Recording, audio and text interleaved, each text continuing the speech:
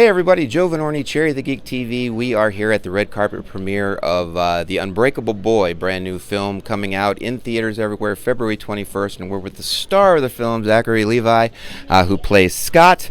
Welcome to Cherry the Geek TV and welcome to Omaha, Nebraska. Thank you. Happy to be here. Tell people give people a synopsis. What is the Unbreakable Boy? Who do you play? And what attracted you to this character? The Unbreakable Boy is a true story about the Lorette family. They live here in Omaha. Scott and his wife, Teresa, they, met and on their third date got pregnant, and that was a big curveball. And they said, you know what, we're going to commit to this. We're going to have this baby. We're going to figure out our relationship as we go.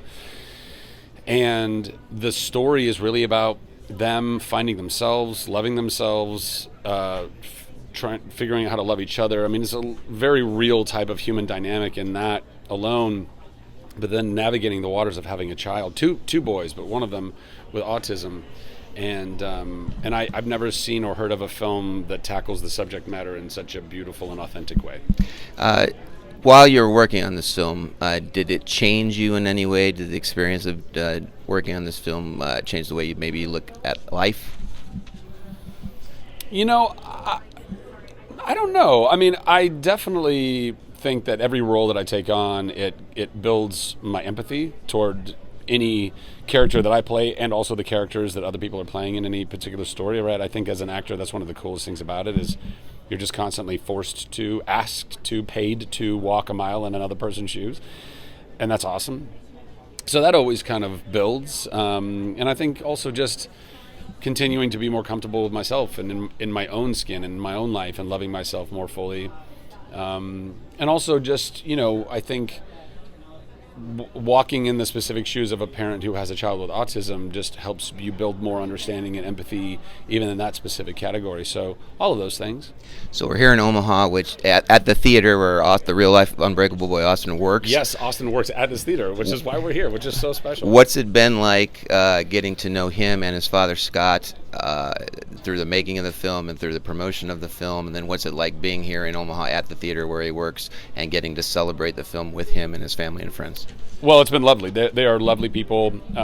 We were fortunate enough to have them spend some time with us in Oklahoma where we shot this, and so that was a really wonderful time that we got. And I've gotten to we've had each other's numbers since we made the movie, so we'll message back and forth every once in a while.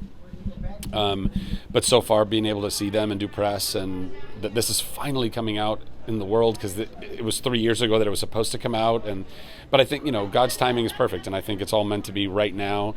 And the fact that that's all brought us to this specific theater in Omaha for the first, like the premiere is in New York, but this is the first premiere, really, and I think that there's something very powerful and awesome that it's the theater that Austin works in, when I would tell people, I would say I'm going to Omaha, and they're like, why are you going to Omaha? And I go, because we're having a screening in the theater and everyone's reaction is like, oh my God, that's so wonderful. And it's like, it's so wonderful. What's the biggest message or takeaway that you hope audiences get when they see the film? Oh man, I mean, just to love ourselves and each other more deeply, to radically accept the life that God has given you, and to radically surrender to that, and know that there is so much joy and love that abounds in that when we're not fighting because we think our life is supposed to go a certain way. I mean, that's Scott, the character I play. That arc for him in the film is really just fighting as if life was supposed to be different in some way, And when you have a child who's struggling through things like osteogenesis imperfecta, which is brittle bones, which Austin also has, and autism, of course you're feeling for your child and also being like, why? How is this the reality for all of us? But I think that's what's so beautiful about the film is that he realizes that it's this beautiful gift that Austin has in him, that he gets to see everything through these wonderfully optimistic, loving eyes, and it changes Scott as a man, So yeah, it's great. Well, I got you here. I want to ask you about Chuck. Every year at the beginning of the year in January, I pick 4 or 5 shows that I've started at one point, never finished. Last year, 2024, Chuck was one of those shows. I had originally seen the first 2 seasons, but January 2024, so I'm going to do Chuck's going to be one of the shows. Started it in January 24. Finished it in December 2024, so that show's fresh in my head. Okay. What's your biggest memories, fun times when you think of Chuck, when you look back at that time? I mean, it's honestly one of the greatest adventures I've ever been on. I love all those people like they are my family, and they will be my family forever. Though we don't get to see each other nearly as much as I wish that we did. You know, we saw each other every day, you know, a lot. But that cast and that crew, we were thrown into the trenches together to make that. It was a hard show to make, man. It was really hard. But it's meant so much to me. It's meant so much to my career. I love going to conventions and meeting Chuck fans to this day who have to tell me. It's like they're compelled to tell me just how special it was for them, and for most of them, their whole family. It was a show that entire families sat down and watched together, and that's really good entertainment to me. You know, we weren't a perfect show. There was plenty of things about it that were zany or whatever it was. We had no budget and no time to make all those episodes, but even still, we made something that resonated with people so magically. You know, so I have a lot of memories, but too many to even get into.